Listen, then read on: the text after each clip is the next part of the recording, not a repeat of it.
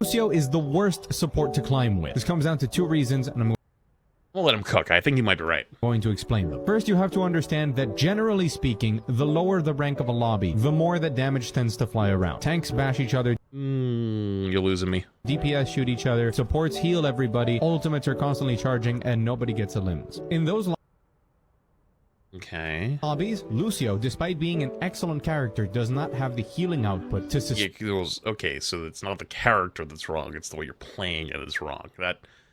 You had me, and then oof. sustain through that chaos. So if one team cannot sustain through it and the other can, it's a war of attrition, and guess who wins? Normally, the higher rank you go, the less resources that the team needs. People know No, they're allocated more properly.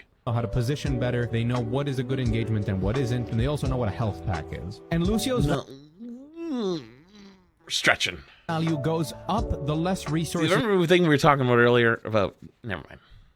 your team needs, which is the second reason that you shouldn't play Lucio. The lower the rank, the less game sense, the less coordination, and people will not take advantage of your distractions, your displacements, and especially your speed boost. This is what I thought he was going to say. That's actually what I thought they were going to say, was like the idea of like, okay, Lucio's resources aren't going to get used, but you can still climb with the character, you just have to be more mechanical. Like, instead of being like, there used to be 2 styles of Lucio. There was, quote, the chess master, which is like the basically person who's constantly trying to micromanage and like speed in, speed out, do all that stuff. And then there's the Reddit Lucio that goes around trying to frag and like wall riding around and doing all that shit.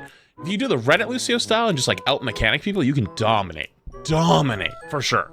But for this style, yes, So if you I are would agree. anywhere in Diamond or below, don't handicap yourself by picking Lucio. Yes, he's an excellent, very high skilled character, but he's not a bad pick because of you. You could be as good as Frogger. The problem is how the game is fundamentally played at those levels. I hope this was useful. If you have any questions, go ahead and leave them in the comments. And remember that for every follow that is some cope. I don't think Frogger would struggle in silver on Lucio. I think you're out of your mind if you believe that. save somebody from that silver Lucio that lives in the enemy spawn. I think you're out of your mind if you believe that, for real.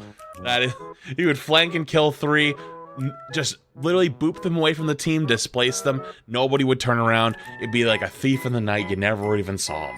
But that's a big difference in like playstyle and game sense and knowledge, and there's a lot of things to think about and talk about there. Oh, it's this guy, he has the really quiet videos. If it's still quiet, I'm probably not gonna watch it. This is probably an impossible undertaking, but I really want to teach TikTok people how to think critically. So I'm just gonna Too hard. make videos with random topics that I think are useful skills to practice if you want to build strong critical thinking skills. The first one is to stop listening to pros just because they're pros. Now, I am not saying that I am smarter than pros or that pros are dumb. All I'm saying is that sometimes, more times than not, really good players are not really good explainers. That's actually kind of a base take. That is definitely true. That is definitely true. Everyone has experienced this in their life, no matter how old they are. Have you ever had a math teacher where you ask them a question like, why do we do something this way? And they just say, oh, that's because we just do it that way. Like, that's not an explanation, right? There's always a reason why something is carried out the way it is. That very same math teacher, despite being a bad explainer, would be able to take all of the math tests you guys failed at. I can say one thing. I've been accused of a lot of things in life, being mean, being harshly critical, a lot of things, but no one has ever accused me of being bad at explaining. Because I feel like explaining is much more in depth than just telling. You have to also realize that they learn what you're saying. Like, I could teach you where to stand on every map. I could tell you where to like position yourself, but unless you understand why you're positioning on where you're at, then you're not going to know what to do when the plan goes to shit. Because if you don't know what to do when the plan goes to shit, you're just mimicking. And mimicking not that hard. Creating and innovating is the difficult part. And get a 100% no problem, right? Because they know the content, they know how to do it. They just can't always explain it. And that makes sense because explaining something and doing that very same thing are totally different skill sets. That's true. It's the exact reason why professional athletes and professional gamers hire coaches who can give them insight that they cannot arrive at. But not every coach is that good. Like, some people really put too much emphasis on coaching. Not everyone's a good coach either. People that are self-proclaimed coaches. On their own. Like if you had a friend who had pretty sick aim in games, and you asked them like even looking back at old Overwatch League, there's some things that I used to like. I was like, I don't know about that. I just don't agree with the way this person viewed the game. Hit shots like you. A lot of the times they'll just be like, I don't know, I kind of just aim and do my thing, you know. But like that's not helpful, right? Helpful advice would be like, I focus on my target, not my crosshair. I think about how my movement is affecting my aim. I think about how the map geometry can influence my target's movement. Maybe it's a bit of a hot take, but I think most of the time when people give that answer, they just don't want to tell you. They just don't care. Like, they're just like, you're like, oh, like, I want a tip for this. It's like, I mean, I do that sometimes. Like, give me a tip for Reinhardt. I'm like, win more games than you lose. You think that's an actual tip? No, it's I don't want to answer the question anymore, dude. I've gotten answers so many times. I have videos, I have guides. Not everyone wants to be a coach. I think that's my genuine take, is like, I don't think that a lot of these people are bad at it. I think they just don't care. I said, they just sometimes don't know that they're doing it. So yeah, if you want really helpful advice, sometimes asking someone better than you just isn't going to be as helpful as you want. You need to. There's also times when you might be explaining something that you think is easy, but to them it's not easy, and so there's a big disconnect in like knowledge. And so, like, even if you're good at, like, let's say you're good at something, if you don't understand like some other like super niche thing, it might be difficult to teach them the new thing, you know? I'm trying to think of an example, but I'm really struggling. Anyways, let's just move on.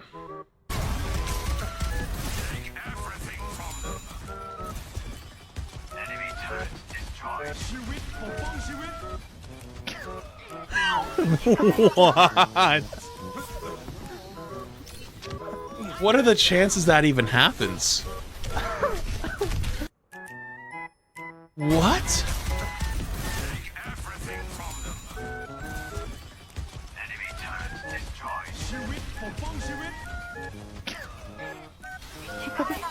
I love the mutual understanding to stop and stare at it.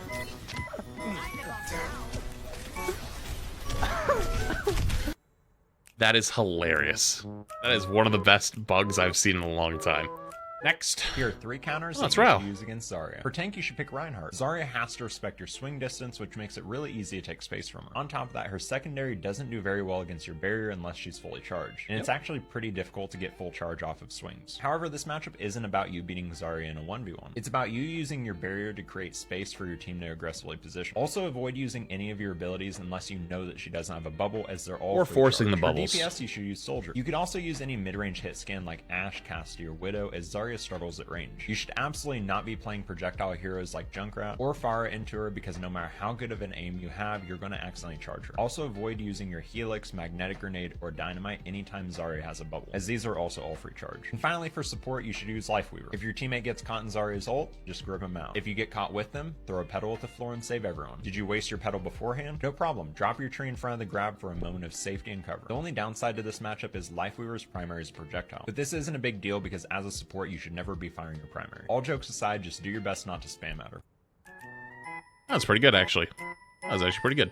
Based. 3 tracer tips for every new tracer. Firstly, when dueling a hero with a small hitbox, like Tracer or Kiriko, it's best to aim for the legs. This is because they have a wider hitbox at their base than at their head or chest. Not When Tracer, they're moving but side to definitely side, Kiriko. they may appear wobbly or hard to hit. Aiming for the legs deals more consistent and overall higher damage, especially at range. I Second, actually especially noticed this in World Cup.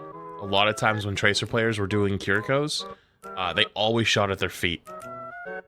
winning a tracer duel is all about movement. The easiest way to throw off your enemy is to blink behind them and do a 180-degree turn whilst meleeing. Not only will this confuse your enemy, but it will also deal a guaranteed 30 damage. Well, actually, it's who remembers his rant on Seagull Stream? Who's Surefour?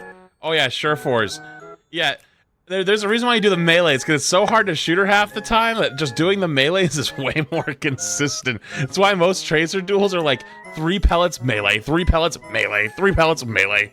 Which is a lot considering you only have 150 HP. I wonder if that rant is like somewhere else on the internet. If we could find that someday, I feel like it'd be pretty good. You can also use this to finish off low HP targets or to bait out crucial cooldowns like Honestly. Third, it can be hard to stick a pulse when someone is moving left and right unpredictably. The easiest way to counteract this is to blink slightly off to the side in a left or right direction and flick your mouse 90 degrees towards them, as they are essentially moving in a straight line, making it a much easier stick. That was actually pretty good. It's actually fun to watch the evolution of TikTok content since Overwatch came out, because very early on it was nothing but the worst takes, the most bonehead way to play the game, and now it's actually gotten kind of good. Number 1 Life Weaver tip from a top 20 support player. Not top 20 Life Weaver player, that doesn't exist. Swap. Here's the number 1 Life Weaver tip from a top 20 support player. Swap. This is before the buffs. Next. Overwatch 2 players are baffled with the recent hero updates to Soldier 76 and Zenyatta, claiming both characters didn't need the changes they received. Soldier received buffs to almost every part of his kit, which came out of left field as the majority of the community believes Soldier 76 has been a perfectly balanced hero since the beginning of the game. In Zenyatta's case, fans raised concern about his Discord orbs targeting tanks with complete ease. In response, Blizzard reduced the range of the orbs, but players are claiming that due to tanks Is it me? Am I fans? having to get up close and personal as part of their playstyle, this change will make no impact whatsoever. Wait, I feel like they watched one of my videos. Wait a minute, that was actually almost word for word one of my previous takes, I believe. I think I've word for word said that the Zen Discord change was bad and they shouldn't have nerfed that. That wasn't the part of his kit that actually is like any bit frustrating to play against. And if anything, just makes Zen worse for no reason. I was actually kind of word for word. I'm a little suspicious of that one. What is the most pointless video game out there? Oh no, are we gonna catch a stray? What is the most pointless video game out there? My first thought was Rock Simulator, as you don't do anything aside from look at this rock. But honestly, I find the lifestyle of a rock very fascinating, so I had to dig deeper. Click to 10 is a game that automatically closes after you click the screen 10 times. Yeah, it's very pointless, but I found a game even more worthless than that. It's called Overwatch 2.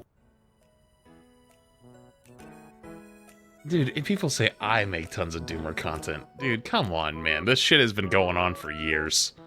These are 3 mistakes every Winston player makes, coming from a former gorilla trapped in a zoo. The first mistake people make when playing Winston is they don't revert back to their primal instincts. Things like electrocuting people that are smaller than you instead of the ones that are taller than you, or throwing your own shit is a good place to start. The next mistake people often make is they dive into the enemy team out of sight of their healer and expect to live. Remember, you are supposed to be an apex predator. As the top of the food chain, feeding doesn't really suit you. And the final mistake every Winston player makes is not learning how to cha-cha slide around your bubble. This makes it more difficult for those pesky hunters to barrel snuff you. Make sure to share this with your bronze friends to help them not be shit.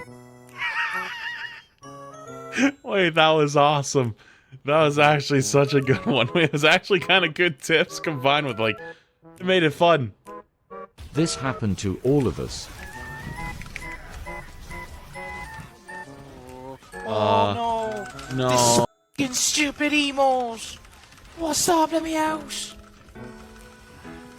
Oh my god, it's so long! Stop emoting! No way they lived! Dude, that's so funny.